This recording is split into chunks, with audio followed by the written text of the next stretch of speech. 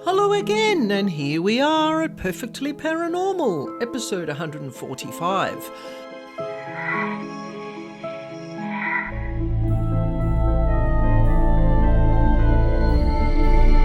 My name's Annaschmidt, and I'm here every week to share with you true paranormal encounters and information about devils, demons, and dark energy beings that no one else talks about.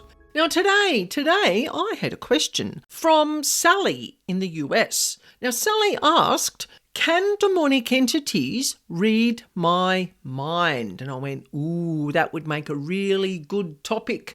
So we're going to talk about the possible powers of demonic deduction, and can they read your mind? And also, can jinn read our minds? Or do they both access our thoughts and our actions and what we get up to in another way? So we're going to dive straight into this. Demonic and jinn mind reading, is it a thing? Now I have my own opinion on this. Is that I kind of think they do read our minds, but they kind of don't read our minds. I sit on the fence with this one. So because I didn't have a defined answer, I like the detective work. So I got online and I read a lot of information. There was a lot of debate online in all sorts of different platforms. In the past, I thought it was mostly true because I thought there's no other way that they could do it. How do they know what we're going to do? But they're very sneaky, as you know. Demons don't sleep. They are around us all the time, simply observing and waiting for a way to get in. Now, what I discovered, and when I thought about it, it actually made a lot of sense. Demons watch us, like I just said. They watch our actions, our reactions. They understand our personalities. And they can predict how we're going to respond, probably with at least a 60 or 70% possibility of how we're going to respond to a certain situation.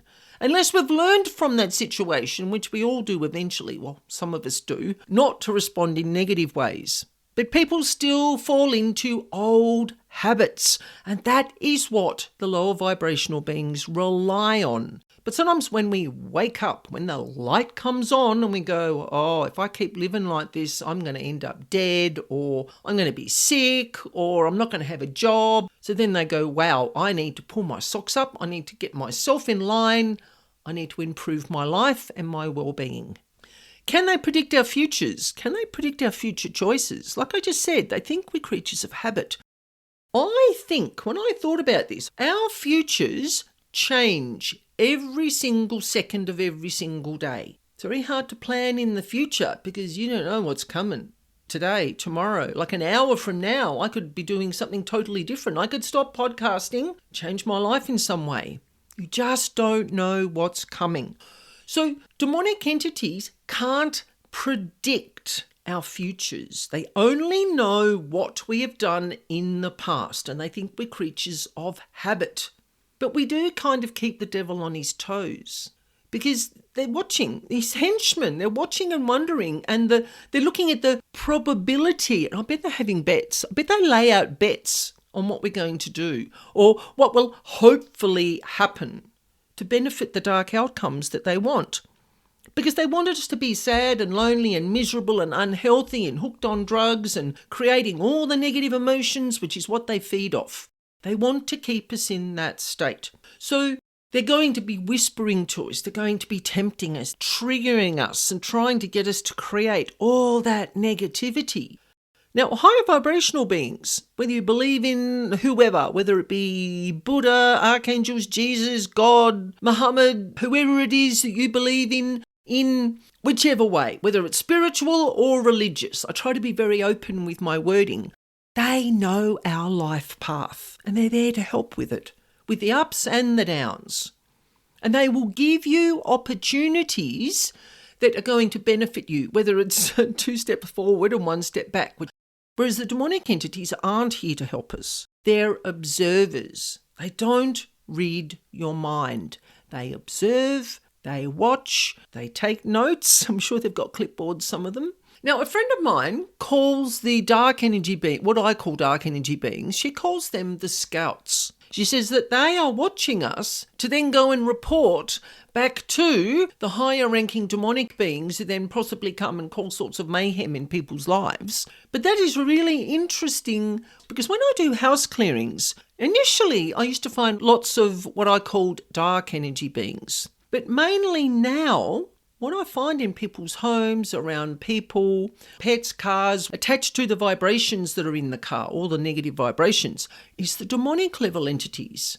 I only work with 5 terms now. Spirits, elementals, dark entities, demonic entities, and I've added the jinn because I'm going to see if there's a few jinn floating around in our environment since I talked about them back in episode 144. These dark energy beings, I don't find them in homes anymore, and I think it's because they are the watchers, the scouts that this friend of mine talks about. And I went, that is a fascinating perspective, because I used to think that they were the mischievous entities. They were just there to cause the mischief, flicker the lights, tug on your blankets, all that sort of thing, knock on the walls. And then the demonic entities come in and cause all the major harm, all the mental and emotional damage, and oh my goodness, all the naughty stuff that they get up to. Another thing that I've noticed on many occasions is that when I'm on a paranormal investigation, we're talking spirits here, spirits or ghosts, whatever you want to call them, sometimes answer a question that I'm thinking about, and I haven't actually said words yet to actually say it out loud. They will answer my question through an EMF detector, or they'll give me a verbal answer through a spirit box. So are they reading my energy? Not necessarily my mind. Well, your mind is energy, so similar, same thing. Sorry, I'm not very scientific.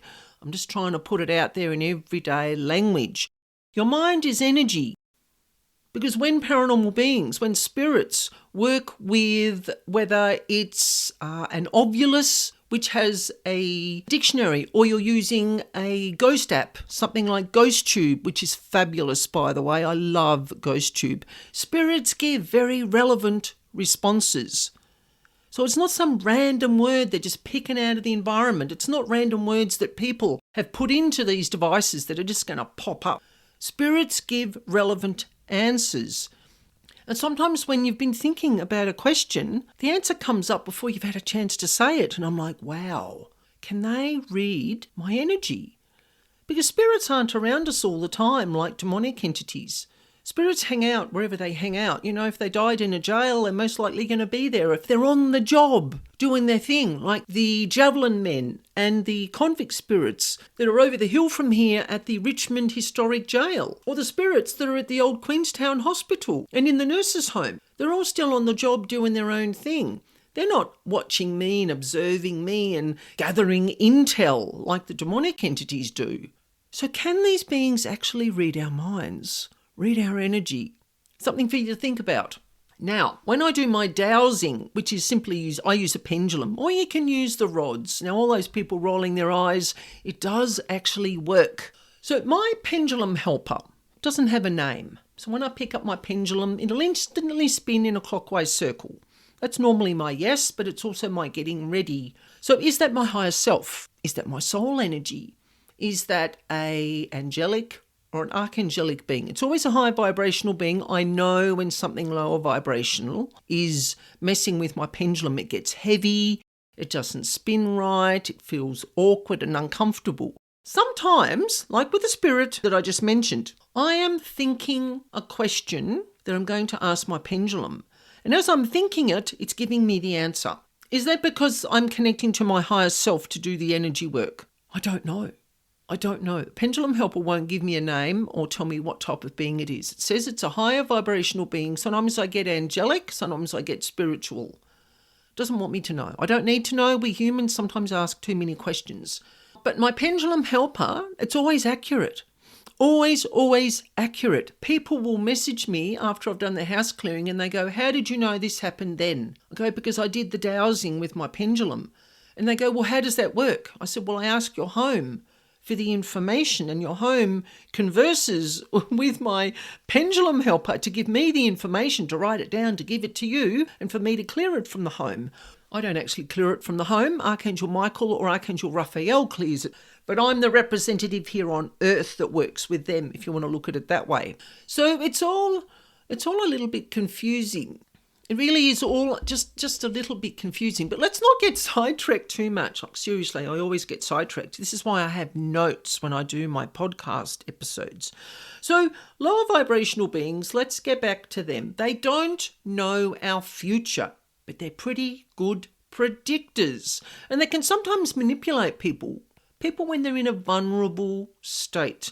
So they can plant particular suggestions to get what the demons want through offering us what we want. They really are master twisters of fate. So always question it. We're going to be talking about that very, very soon.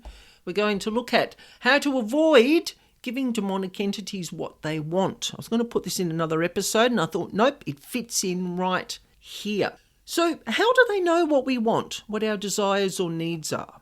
We've kind of covered this, but I'm just going to say it again, just to cement it into your brains. They watch us 24/7. So I don't want you to panic. I know there's dark and demonic beings around us all the time, just like there's cosmic beings, whether you call them ETs, galactic beings, whatever. They're always watching us, and they've got their clipboards and they're just ticking off our behaviours and whatever. They're just around us all the time, watching what we do, because we're living in this earth battlefield where we're tempted, where we're progressing, where we take 2 steps forward, 1 step back. It really is a massive place of learning being here on earth. It really, really is. And when you understand that, you go, oh my goodness, what did I sign up for? They know our personalities, our likes and our dislikes, and what triggers us. This is the important thing. What triggers us to spiral into despair, into sadness and anxiety and paranoia, and maybe lashing out and getting angry, hurting yourself, hurting someone else with words or physically. That is what they want. And they're monitoring us just like Big Brother. My dad used to talk about Big Brother all the time. It nearly drove him, I think he was a bit paranoid, nearly drove him a bit bonkers. And they take notes. I'm probably going to get a slap for this. I'm sure some of these dark energy beings, they take notes like tattletales or dobbers. And then they report back to the darker demonic entities about a good way to manipulate someone in a particular way. Because when they can manipulate vulnerable people, they can get the vibrations that they want to keep us in a lower vibrational state. They don't like it when we start to wake up and go, oh my God, why am I behaving like this? Now, social media platforms are a really great way to manipulate people. Now, people manipulate people, but also the demonic entities are manipulating some of the people who manipulate other people by triggering them emotionally. People post everything about their lives. I mean, I don't have any photos of my family. Mine's purely business related, or really cool recipes, or fun facts about Tasmania where I live. I like to share things like that because I have a few people around the world who have no idea the type of animals and spiders, and Neil the seal that lives on the east coast that causes all sorts of havoc in people's homes on the east coast of Tasmania. Anyway, I'm getting sidetracked. People post everything about their lives, and the demonic spies, they look and they watch everything. They look at people's families, they know how to manipulate people, they know what people's traumas are when they've been in hospital, when they've had accidents, when a family member's lost, or a dog's lost, or a cat's lost. That's a perfect way to trigger someone. They create massive blow-ups and arguments with people online. But they do all this to get their desired outcome. That's all it is. They want to keep us in a low vibration. So, how to avoid giving demonic entities what they want? And once you learn these 4 points, they are going to be slightly pissed at me, but tough luck, because I'm here to help educate people, to give people options, opportunities, perspectives about how they can help themselves. So we've got 4 points, and I've done all of these, so I know they work. I don't have any trouble with demonic entities now. So number 1, keen alertness and observe yourself at all times. And what that means is Monitor your mental and emotional state. Just know where you're at. If you're having a bad day, just acknowledge, I'm having a bad day today. I'm just going to have to watch what I say. I'm going to have to be extra careful on the road. I'm not going to be rude to anyone just because I feel like crap. I'm just going to do the best I can. Now, demons are always looking for the chinks in our armour, as a good friend of mine says. That's her terminology that she uses. And they just want to get in and cause mental mayhem, because that's what they do. They want to keep us in that low vibrational state. So when you observe yourself and you have that keen alertness and awareness, that's the first part of not creating demonic food, because you are changing your future. Because remember, they can't read your mind technically. They're only working off what you've done in the past. And when you change that status quo, I'm sure it sends them into a bit of a tizzy, because they're like, oh, and it's not doing what you did in the past. Oh my goodness, what are we going to do? How are we going to trigger her now? And they get into a bit of a frenzy. So tough luck. That's their problem, not mine. So number 2, think before you act in situations that trigger you mentally and emotionally. Well, this kind of ties into number 1, but you really do have to think before you respond or even get involved. Do you sometimes need to get involved in other people's problems? Or if someone's trying to push your buttons, or you're trying to push someone else's buttons to cause drama, why do it? Why bother? It is a waste of your energy. Unless you're a narcissist and you want to feed off other people's emotions, feed off other people's misery, don't waste your energy getting involved in situations that trigger you or that aren't your business. So number 3, follow your gut instinct. Believe in your intuition. Your intuition is connected to higher vibrational beings, your supporters, your spiritual helpers. And they're going, Anna, now don't respond that way. This is better for you. You know, they'll show you signs and help you understand things in different ways so you make better choices. Follow your instinct, your gut instinct and your intuition. Don't be fooled by glitz and glamour, because glitz and glamour is often dark temptation. It's not always, but if it's something that you really, really, really want badly and you'll do anything to get it, you can see where I'm going with this. That is taking you down a dark, dark path. And believe me, you don't want to go there. Because remember, there is always a price to pay for what we do. We give ourselves to the darkness to get something our ego wants, or a desire, or money, or a fancy car, or whatever. You've got to pay for that. And I'm not talking money. I'm talking your soul, your service, your life. Don't give them that. So if something doesn't feel right, question it or walk away. Now, number 4, if you have trauma that is triggering you, please seek out counselling and mental health care. Because when you work through your problems, you are taking away your old habits and your predictability. Remember, demons predict what we do from our past behaviours, actions, reactions, so forth. You take that away from them and they're stuck. They really have nowhere to go. They just don't know what you're going to do. You become the one in charge. You take back your power. Oh, I love that. I didn't write that down, but I'm saying it. You are taking back your power when you seek out help. If you need help with trauma, whether it's physical trauma, mental or emotional trauma, seek out counselling. It's really, really important to do that, because there are trained people out there that can help you work through your problems. It's okay to do some self-help, but sometimes that's not enough. You need to speak to professionals. So when you follow those 4 aspects that I've outlined, you are taking away demonic power. And they can't predict what you're going to do. They can't read your energy. They can't read how you're going to respond. I'm so glad I put this in this episode. Now, back in episode 69, I discussed the common phrase, the devil made me do it, and how it may or may not be an excuse for detrimental behaviour. I think people sometimes don't know why they do what they do because of demonic manipulation. Now, this is during our weakened moments.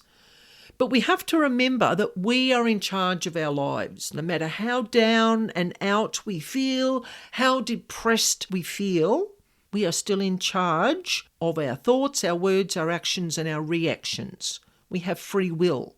So the demons can whisper in your ear all they like. You may take notice or you may not and tell them to get out and get on their horse and bugger off. But just be aware of that. If you want to have a listen to that episode, you can go back and check it out. But it's really important to use your free will. Be in charge of your life. Don't be predictable. And I'm talking about this is with people or with the demonic entities. Don't be predictable. Mix things up so they don't know what you're going to do. I'm going to do a bit more of this myself. I may come back and do another episode on this when I've done some experimentation with this. So I hope you found that interesting today. This is a little bit of a short episode, but I think I've made the point short and sweet. I don't like to waffle on too much, even though I do sometimes. But in episode 146, you're going to hear the ins and outs on spiritual warfare.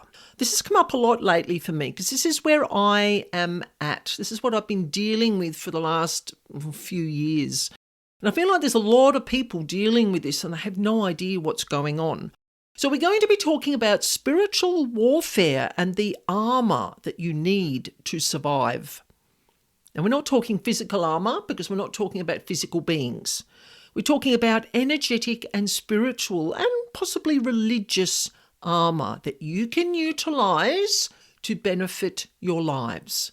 So spiritual armour comes in all forms, and I'm going to share all different types. I learnt about the religious spiritual armour in sort of the last couple of months, so I thought I'm going to add that too because I like the idea of it. But we're going to talk about all different types of energetic protection and spiritual armour, if you want to call it that, because some people like the visualizations. In my early days, I used to put on white spiritual armour, which kind of helped me for a little while, but it kind of didn't as well because I wasn't using it properly. I was experimenting, as I always do, to try and find out what works for me. So I'm going to share what works for me and what hasn't worked for me. So I look forward to spending some time with you next week, and I will see you then. If you like the content of this episode today, please think about leaving me a rating and a review. What reviews do is they let other people know your thoughts about my supernatural subject matter. People love reading reviews, and we're spreading the word about the real paranormal world around us. I would really appreciate it. So thank you for joining me today, and don't forget, if you want to share a paranormal experience just with myself, or you would like me to share one of your experiences through my podcast, you can do a voice recording or you can write out your experience and I will read it exactly as you have written. You can email me at spiritualbeing44@gmail.com.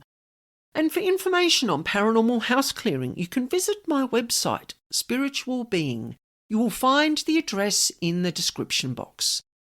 And I look forward to sharing this spooky space again with you next week. And remember, life is perfectly paranormal.